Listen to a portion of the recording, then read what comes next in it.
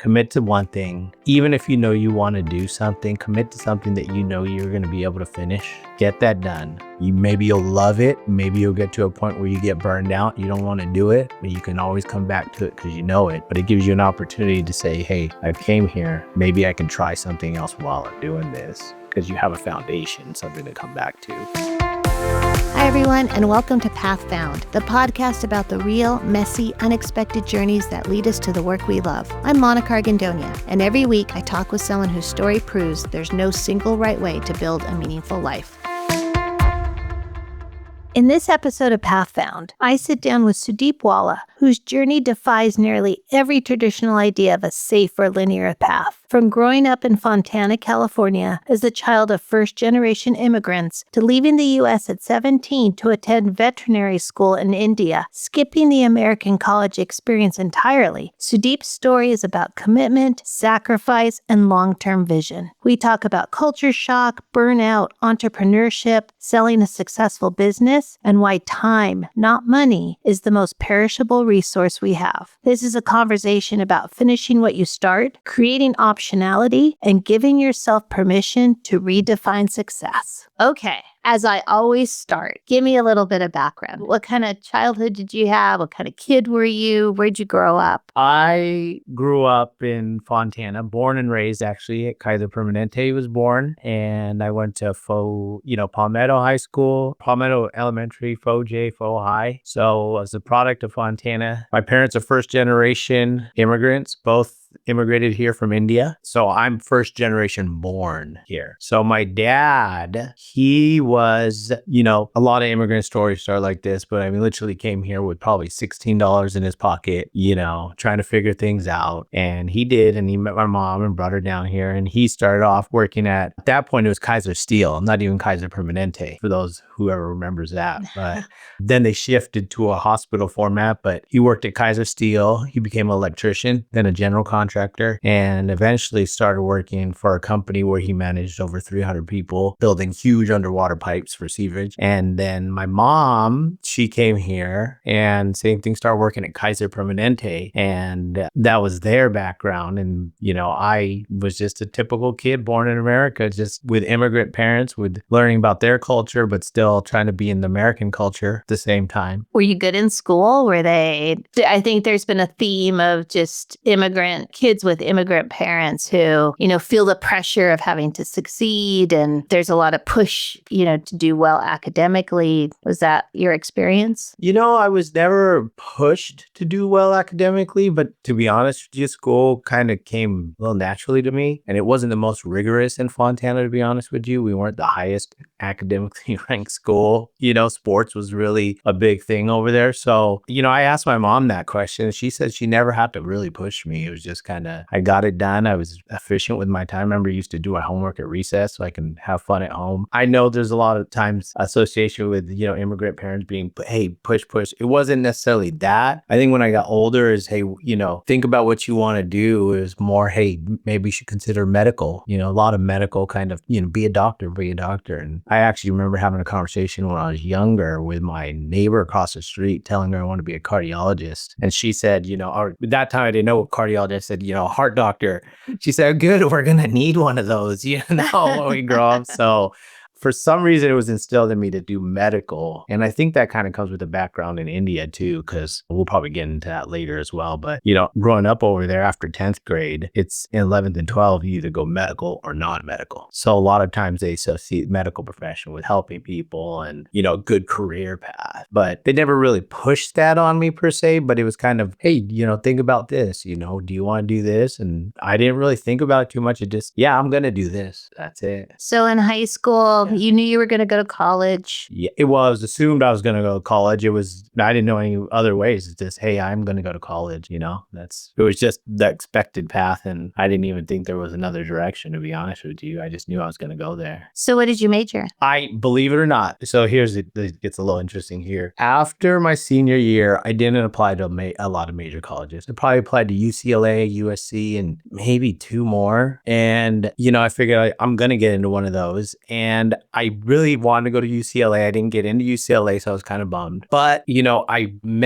remember, was I 18? And my parents, they were a little nervous because I wasn't, even though I was good at studies, I wasn't really super hyper focused on studies. And obviously, you're young, you want to hang out with your friends and do other things. So I remember them saying, well, what are you going to do now? You didn't get into there. So I'll go to Chafee or somewhere else and then figure it out from there. But they said, let's go to somebody's house. And they knew in hindsight, they knew what they were doing. And we call them uncles and aunts. So don't think I have that many uncles and aunts. They're probably family friends that we call uncles and aunts. So I went to uncle's house, who's a family friend in India. We call that just family friends, uncles and aunts out of respect. And his son or daughter went to school in India to become a dentist. And they said, this is an option for you if you want. And I really remember that being at their house thinking about it. And after I didn't get into those colleges, this goes before that. I started working at my uncle's clinic, another family friend who's a veterinarian. And he got to do dentistry, medicine, surgery. I still remember seeing my first spay in blood, and I was thinking, he says, you want to leave the room? And even though I was feeling a little queasy, I said, no, I'm going to stay in and see it. And I really I said, this is really cool. He gets to do a little bit of everything. So now we fast forward again when I went to the uncle's house whose kids went to India. And the person's practice, sorry to backtrack, who was a veterinarian, he also went to school in India. He was born and raised over there and became a veterinarian. And so after talking to the one whose children were in your school for dentistry, I came back and talked to my uncle, and they told me, you can go to India and do veterinary. Remember, I've only been to India twice, and I'm growing up in Fontana, born and raised in America. But you spoke the language. I understood it, and I can get by speaking it. You tell somebody from Punjab or I'm from in India, hey, let's have a full conversation. They'd be like, how come you're not speaking how you're supposed to speak? But they taught in English. Okay. So I remember them telling me that, and I just said, I just liked what he did, and I didn't get in where I wanted to go. And I said, okay, let's do it. Without much thought, I just said, you know what? Okay, let's go. The thing about that is I didn't have to go to undergrad. I would just skip undergrad, go directly to medical. So India doesn't have an undergrad? Because in 11th and 12th, you're doing medical or non-medical. So they're gearing you towards medical in 11th and 12th, which becomes I still remember the intimidation when I got there, because you have to take an entrance exam to get into the medical college. So those kids in 11th and 12th, there's billion plus people in India. Competition is, fierce, off the charts. Yeah. So I remember when I said, okay, we decided to go down to India because school was starting. So I had to go apply and go down there. So we get there and we land, and they're driving me from New Delhi to our state of Punjab in a car. It's, it's a long drive. It's probably just, I can't even tell you, but I remember it was morning and we got there close to the evening, and I'm staring out the window and I'm looking, and it's bushes and little, they call them dabbas, and just little shops made of bricks. And I'm just quiet, like, did I just agree to this without even coming? What did I do? Yeah. And I remember that long drive because my dad, I was so quiet, and he turned around and he goes, you don't want to do this. You don't have to. And I just said, no, I'm going to do it. And you're 18. I'm 17 at this point. Okay. We get to where we need to go, and they help me because I don't know the system. So my dad and my cousins have to take me to the college and help us with the applications and help us with all this. And they say, you have to take an entrance exam. And I said, okay, and you have to score in this percentile. I don't remember the exact figures at this point. And I said, okay, well, what do I have to study from? And I remember I just remember this because they were hardbacks, no photos, just gray pages of books. There were probably about, I would say, maybe 5 inches of physics, chemistry, and biology. Wow. So you had 6 volumes of these thick books that you just had to that's what they would study from. And they would know in and out. I distinctly remember reading about convection, radiation, and it was just like, I grew up in Fontana and studied over there, but again, academically, I was not prepared for this test. Yeah. So I remember it because my dad went back, and I was like, I'll stay here for a little bit and just study, and hopefully I can get it. And I was looking at the books and reading as there was no way I was going to cover that much material. So, we wrote a letter, even my uncle down here says, academically, these kids coming out of high school are not prepared for these entrance exams. And we were known as NRIs, non-resident Indians. questions. And after explaining to them and discussing, and it was a long process, they waived the exam for the NRIs. There were so few of them. Really? Yeah, there was maybe one NRI in veterinary school before me, the one that I went to. Sue, she was from Chicago. And now, believe it or not, my uncle actually went back to me too, with me too. He was born and raised in India. He came here. He's working at Kaiser. He decided to go back and be a veterinarian with me as well. Wow. So to go to school together, another path probably. Wow. Okay, yeah.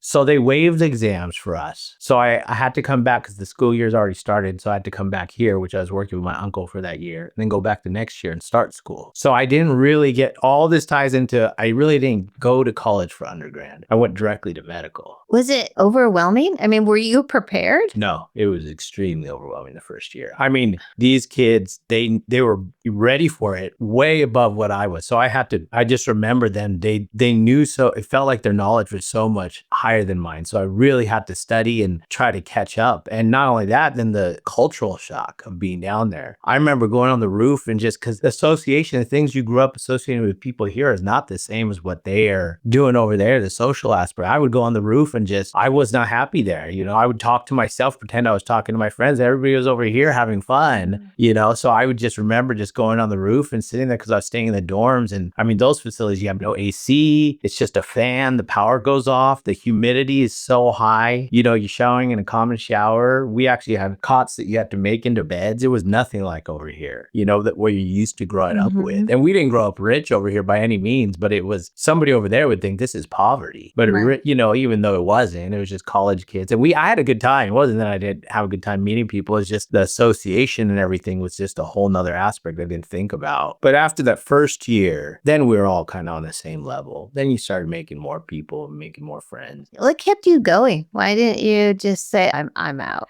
We'd go to school 8 to 9 to maybe 3 or 4 for just full school days, 5 days a week. There was nothing else that you would do but school out there, which I guess is kind of an advantage too. A lot of people aren't working, and I had the advantage my parents would help pay me, but the expenses were so much less going to college in a third world country. Your food, your accommodation. So the cost of going to college out there was not like it is out here. So it's, in a way, sure, I'm in a third world country. A lot of people were like, I don't want to be here. I didn't even want to be there at the beginning. But the advantage is it set me up in such a good way for the rest of life financially that it was worth the sacrifice now that I look back on it. At the time, I'd only get to come back for 2 weeks twice a year. And I remember there was a time when I came back, I think it was the first or second time, and I was not going back. And I didn't, my parents, they didn't know. I came back and all my friends would take me out here. They're having such a good time, enjoying life. And I thought that time enjoying life. A lot of my friends didn't go to college growing up in Fontana. They were working or just having fun, or,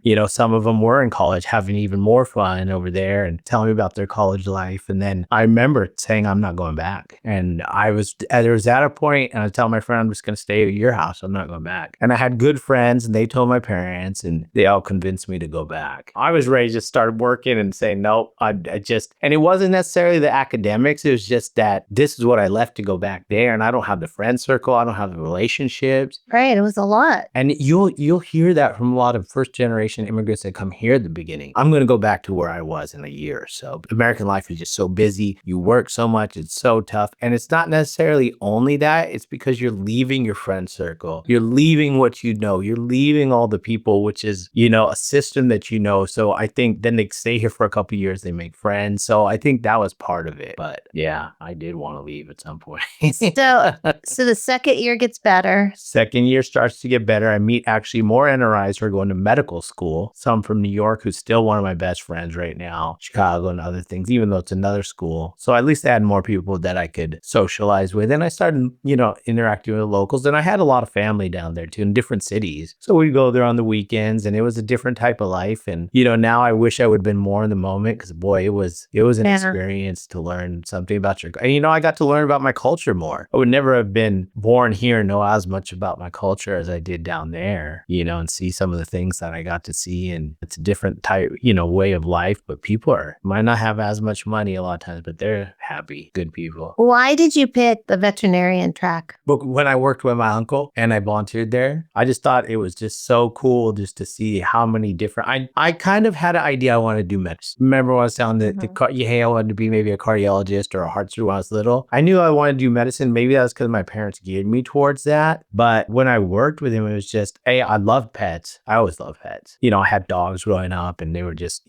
great. I wasn't a big animal person because I didn't grow up around large animals, but the dogs and cats and just animals, I was fascinated. I used to read books about, tigers and all these other animals. When you're little, you're just so fascinated by these things. And when I went to work with him, it was just so interesting that you get to see, you're working with pets, but you get to do medicine, dentistry, surgery, whatever you kind of feel that comfortable doing, you could do. So I said, I really enjoy this. And he said, well, if you enjoy this, school's starting down there. And I said, well, let's go give it a shot. So how long are you there? How long does 5 this? years. 5 years. So then you graduate. Then what? So I graduate and you have to come take an equivalency test to show that you're equivalent to be able to practice here. I think it was called the NAVLE. So I came back and I studied, I studied a lot for probably 3 months nonstop. I'd wake up, I'd go work out, I'd drink my coffee, I just had a routine every day. Then I'd study a little bit, then I'd go to the library, study at night. I don't remember the exact times, but I used to go to the Claremont colleges. At that time, I could get into the library, and I don't even know if I should say this, use my cousin's pass to get in and study. So they'd stay open till like 2 a.m. and I'd just study, take my notes. And I know that's how I learned. I'd write my notes, then I'd read the notes that I had written. And if I studied that 3 times, I know I'd know the material. Okay. And it was a book, called the Merck Manuals like this. And I just studied from that thing left and right. And after 3 months of just studying like that, I took the entrance exam and I passed, luckily on my first attempt. And so the next step was, okay, now you have to pass your state boards. But California only gave it every 6 months. But Vegas give it year round. So it was a law exam and a state exam. So I said, why am I over here just going to have to wait for 6 months when I can go to Vegas and start practicing? So, and with a little guy, there was always guidance there, I knew people who knew people, asked people. So I moved to Vegas, or at this time I was 23, 24. So I moved to Vegas and I started practicing in Vegas, and I would come home on the weekends and until I could give my California State Board. Okay. Then I gave my California State Board, passed, and moved back and started practicing in California. So how long were you in Vegas? Probably about, I'd say close to just maybe 6 to 8 months. Oh, okay. So not very long. No, not very long. Yeah. So you pass California, you're now in the field. Yeah. Do you get a job right away? Are you liking it? I did. I got a job working for a corporate animal hospital. It was close to home. You're young, enthusiastic, excited, nervous. Well, we should actually backtrack to Vegas a little bit because that was a very dysfunctional clinic, to be honest. It was the same corporate I was working for in Vegas. And within my first 2 or 3 months working, you think you're going to have a mentor and everything. And 3 months working, my mentor quit and I became the medical doctor, head doctor at our hospital. So surgeries, you're talking about dentistry, extractions, all this that you're coming out of college hoping to be prepared for. But I've got to backtrack as well too. I'm sorry. After I graduated and passed my exams, I also went for a year to Oklahoma State to do an externship. Oh, okay. Which I learned a lot of my medicine and surgery skills at Oklahoma State. Okay. So I did a year of that. Then I came back and went to Vegas. Yeah, I was going to ask if you had to do any kind of residency or, some kind of hands-on experience. And that was optional at that time. Now you could either have given an exam or you could have gone to college for a year to do an externship. And I chose that because I felt like I could learn more. Plus, I get a little bit of a college experience in America. And now they've eliminated that. You have to take a test regardless. Okay. A hands-on test. So I learned some skills there. Nothing to be 100% confident. You're still nervous where you think your head doctor is going to mentor you and then leaves after 2 or 3 months and you become the medical director of the hospital. But that was my experience there. Then they transferred me here, but I had a great time. I was always willing to try things, and pick up the phone and call anybody if I needed help to learn things. And if I wasn't comfortable doing something, I'd be honest with the people and just tell them, hey, I'm not comfortable doing this. Maybe it'd be better if you guys go somewhere else at this point. So then I came here and then I started practicing again and I was a little more confident. I bounced around from hospital. They started moving me from hospital to hospital. So I got a lot of experience with a lot of different doctors and kind of just took a little bit from everybody. So that was really fun. And I learned a lot doing that. Yeah. So you liked it. It was going well. Yeah. So how long are you a vet? I always had a goal of opening my own practice. Okay. And maybe that was instilled with the immigrant, mindset of, hey, this is the entrepreneurship. You end up doing your own thing. I mean, even before I got in, eventually you're going to open up your own practice. That's just what it was. So I always thought, hey, I'm going to do this, give myself some experience. And when I think I'm ready, I want to do that. My goal was 5 years. And I think I started practicing 2007 and I opened my first practice. We started building it 2010 and we finished and opened 2012. So then I opened my own practice in 2012 and I sold my practices in 2020 and I haven't practiced about a year now. So I was a vet for about 15 years. Okay. Yeah. Did you like running your own practice? You know what? When I was working for that corporate, I would take side jobs and I would work 6 to 7 days a week. So I was already kind of geared towards entrepreneurship because I know the rigor it's going to be of opening your own practice. You want to be there all the time. And when you come into it, you're just so excited about that. Hey, this is your baby. And we built it from the ground up, no clients. We built the building, we started the practice, and I went back to Fontana and started the practice where I grew up. And that was funny because a lot of people were like, why are you coming back to Fontana? What are you going to have? How's a vet hospital going to be successful in Fontana? And, I was just like, I think that's where I wanted to do it. We found a great location. And my dad, he was just such a kind of visionary. He says, you're going to do good here. He knew it. He says, you're going to do good here. I know you guys are. So let me ask you, because your studies were relatively inexpensive, you didn't have student loans. No, I didn't. Do you think that really freed you up? Like, would you have been able to start your own business that soon? I think you still could. Okay. I think it would be more challenging, but knowing the financing the veterinarians get, because they're considered relatively good debt, because a lot of veterinarians are going to pay off and be good. Now that knowing what I know now after opening practices, they actually encourage veterinarians because a lot of banks think, hey, even with the student debt, even though that could be so daunting, because we ended up being a teaching facility and I would help talk to all these students and even help guide some of the doctors that, hey, you can do this debt versus that after I started learning about more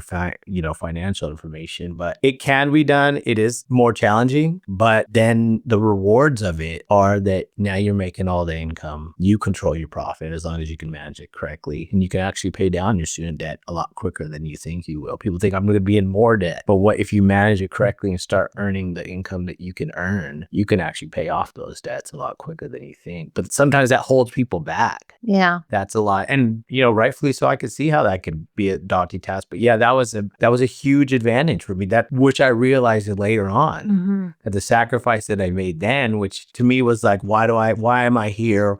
What am I doing here? But after a while, again, I credit a lot to, when we go back to mentorship, to my parents and just, guiding me in the right direction as well. And actually listening to them, was one thing too. So I was lucky in that aspect. So you're a successful business. Yeah. You're enjoying what you're doing. Sure. So what happens? Well, I was actually, we opened that first practice and I was trying to grow. And I remember thinking, okay, I'm going to grow to 5 practices. Okay. So I'm going to have 5 practices, Big goal. all within a certain location. I'm going to own the buildings so I can pay myself rent. And I opened a second practice in North Fontana. And then we had, at one point we had a staff of five doctors, I think, and 35 employees. And my goal was to open a third one, which I was already looking at locations. And this was 2016 when we opened the other one. And then I guess life kind of started happening. I got married. By then I was married, had kids. Well, had one kid at that time, and we were doing well. And I was getting burned out. I was working a lot. And at some point I realized my youngest daughter got diagnosed with type 1 diabetes,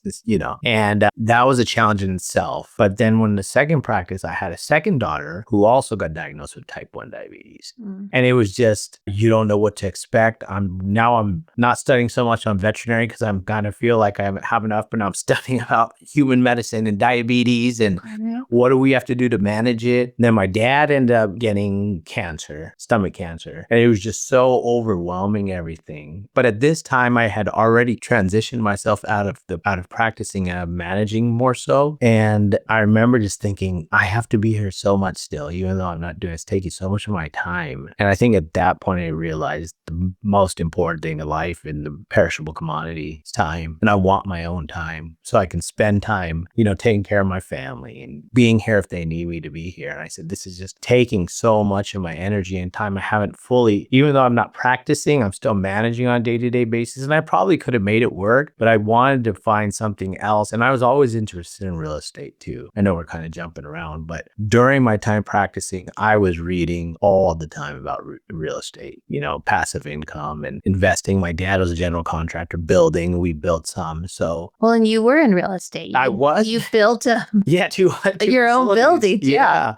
And so I didn't put two and two together. And we actually invested in some single family properties at that time too. So we also receiving that income. And I married into my wife's family, and they do a lot of real estate. And it was just so interesting to me. And I just loved, and then the idea of just, okay, now it's, they call it passive income, but if you're managing and doing everything yourself, it's still a job. So I just remember thinking and reading and thinking, when am I going to do this? And as the practice went on and the illnesses, and life happened, then I just decided, you know what, if I don't do this soon, I'm going to regret it myself. And it's a big risk for me to sell these practices. But veterinary clinics at that point were selling for quite a bit of money. There was corporate money coming in. And, a lot of people, I'm not a fan of corporate, to be honest with you either. But at that time, it was hard to pass up. And it was kind of aligned with my timeline. And I'm thinking, boy, if I don't get on this now, am I going to regret this for the rest of my life, knowing that I didn't try to do this? And in my head, I thought, I've done 2 practices. I know I can do it again if I need to. I have my degree, the piece of paper that allows me to come back to this. So I think at this point, I'm going to sell. So I reached out with my own broker to different companies and said, hey, we're for sale if you guys want to buy it. And that's when we sold, and I went full time into just more investments, just personal finance investing. And now here I am. So what do you do now? Well, a couple things. I went and got my general contractor's license, which was really interesting, and not for the fact that I'm going to go, well, I don't know where it's going to take me right now. I'm still on the path, I guess, but I like being educated. I like learning, and I wanted to learn as much as I could learn. So I felt like I wasn't getting taken advantage of. And plus, I just liked learning about it. It was just interesting to me. And then just seeing how things came together. So with my sale proceeds, I started investing more into other real estate, doing a little bit of building, nothing major, but things that were going to support my family and give me what I ended up being my goal is just the free time that I'm trying to buy myself more time to do what I want to do. Okay. And that allowed me to do that. So as of right now, currently I have a couple projects in the work, but as far as real estate go, but I'm just managing all our properties as well. That's a whole nother aspect, property management, which is, full-time job in itself. So right now, those are keeping me busy. Once I wrap up these other projects I'm working on, then I got to figure out what else, where am I going to go from there? So I'm just waiting for that little bit of time to figure out what I'm going to do next, but I have some ideas. So when did you sell the business? 2020. So it's 6 years now, going on 6 years. Any regrets? I really love being part of a team. I miss taking care of the animals. I love that part of it too, getting to see the animals, laughing at them. And, it's not all fun and games being a veterinarian. I mean, you're going to one room with euthanasia that in this family for so long. The next room, you get somebody who just has a puppy, so now you have to kind of really switch gears. So those parts were challenging, but there was so much fun just being a team, talking to other people, being out there every day. I didn't like I had to be in the building all the time. I like being outside now, and I still get to be part of something, talking to other people and achieving something, I guess, being productive and seeing something from nothing to something. That's really, I think maybe that's why I even enjoyed the practices too, is treating the animals as well, but just the aspect of, hey, this pet was here and now we're here. Or this clinic was here, it was nothing, and now we're here. Just seeing it be built, seeing the team come together and just working around, creating an environment where people are happy and like to work together, that was enjoyable to me. And I do miss that. But do you regret? Do I regret it? No. No. Not Okay. at all. And so what's next for you? What's next for me? My dad passed July 18th. And so I've been trying to help my mom just assimilate this year, have her assimilate everything that he has and just put things together. So I've been really preoccupied this last year with this and just trying to get everything back to steady ground with for her and kind of wrap up some of the projects that we're on. I think after we're done with this, I'm just going to button in and dial in my own personal finances and where we're at with our management, and then figure out what my next project is. Just keep investing, keep moving, keep going and look for the next project that I'm going to do, and maybe build some more houses, maybe build into, a warehouse, maybe do something, more it's something that I can tangible reinvest my assets and just keep building that. Realistically, it's not just for me. I mean, I know my kids are going to do what they want to do, but I want to give them, I guess I feel like that. My parents gave me a good foundation and helped mentored me, and hey, this is going to be here, but it's not yours. You have to earn it too. You have to show me that you understand, and you got to be a part of managing and doing it all yourself too. But I tell myself I'm doing it for my family, and I do really feel that, but I got to do something too. And what's next for me as far as business, I'll continue to do this. Personally, I love food. I love wine. So what's my next goal? I mean, the two different things I'm thinking about. Personally, and I want to do something where I learn about something else. Maybe even I told my wife, you don't get your Psalm 1, I'm going to get my Psalm 1. So, and she said, no, I'm going to do it. So you better hurry up and get it done. So personally, there's things I want to learn about that I enjoy learning about now that I've got, to a point in real estate where I'm at. But also there's other aspects of real estate I also want to get into too, that I want to learn more about. So whatever it is, it's a combination, real estate and development, but whatever else comes along. And I haven't practiced, honestly, it's probably been about a year, but I wouldn't mind going back a day or two, working for somebody else as a relief veterinarian, just to get in there and I worked so hard to get that degree that I don't want to let those skills go. Right. And B, just getting back in that environment once in a while, and just being around people and the pets and taking care of them. And, I used to love to talk to clients. And I remember people always telling me, I'll get into veterinary because I love pets. And in my head, I'm thinking, you're not dealing with just pets all day. You're dealing with their owners. So I miss talking to people. I really enjoyed learning about people too and talking to them. So I miss that aspect of pets and people and being in the clinic environment. Is there anything you would go back and tell your college self in India, knowing what you know now? Yeah, just it'll be worth it in the end. Like, enjoy this time. Appreciate India more, because not many people will get this experience. Hardly anybody would. You should enjoy it more. Do more things in this country. Don't think about getting back and being back here. So just be in the moment and enjoy where you're at. Even though the stress of the test and everything else was really stressful. But I mean, looking back, how many people could live in another country for 5 years at that age, So that was, if I myself then thinking about that, I would probably tell myself, enjoy it, this time won't come back, and you probably never get an opportunity like this again. Any advice you'd give young college students or recent graduates as they're trying to figure it out? I would say commit to one thing. Even if you want to do something, commit to something that you're going to be able to finish. Get that done. And once you commit to it and you finish it, maybe you'll love it. Maybe you'll get to a point where you get burned out. You don't want to do it, but you can always come back to it because you know it. But it gives you an opportunity to say, hey, I've came here. Maybe I can try something else while I'm doing this, because you have a foundation, something to come back to. That's kind of what gave me the confidence to branch out to, is that I had something I know I can come back to, just in case it didn't work out. Right. Not saying everybody should consider that, you shouldn't think you're going to fail, but I mean, failure happens. It's just, you got to, and it's not really failure. You learn from it. Right. You learn from that lesson. That's what I told myself, I'm going to try it. If I don't, what do they call it? Analysis paralysis? Yes. Where you just read and listen. I'd listen to podcasts. I'd read in the clinic when I had time. I'd read at home. Wife would be like, why are you reading about these books? They're so boring. I'm like, boring to you, not to me. I want to learn to do it. So if I didn't try it, I would regret it. But I'm so glad that I got that degree and I didn't veer off that path and do something else, and committed to it, got it done. And then when I got it done, I figured now I can figure out what am I going to do from here, because I have something. It made me feel safe, I should say. Right. You saw it through. Yes. And now it gave you a safety net. Yeah. I like that. Yeah. Well, thank you. Thank you so much for this conversation and for sharing your story. Yeah. No, I appreciate it. Thank you so much for having me. Thank you so much for listening to Path Found. If anything we talked about today connected with you or gave you a new perspective, we'd love it if you subscribed, left a review, or shared the episode with someone you care about. You can also find us on Instagram at Path Found Podcast. To explore more stories, resources, and ways to get involved, visit KeystoneNetwork.org. This podcast is just one part of the journey. At Keystone Network, we're helping young people and anyone figuring it out as they go build meaningful futures one step at a time. A huge thank you to my podcast editor, David Strutt. You can find him on LinkedIn for helping bring these stories to life, and to Elizabeth Miner at Silvermine Creative for the beautiful artwork and web design. And if you're on your own path, navigating the unknown, making a pivot, or simply figuring it out as you go, just know you're not alone. The route may not be linear, but there's always a way forward. I'm Monica Argandonia, and I'll see you next time on Path Found.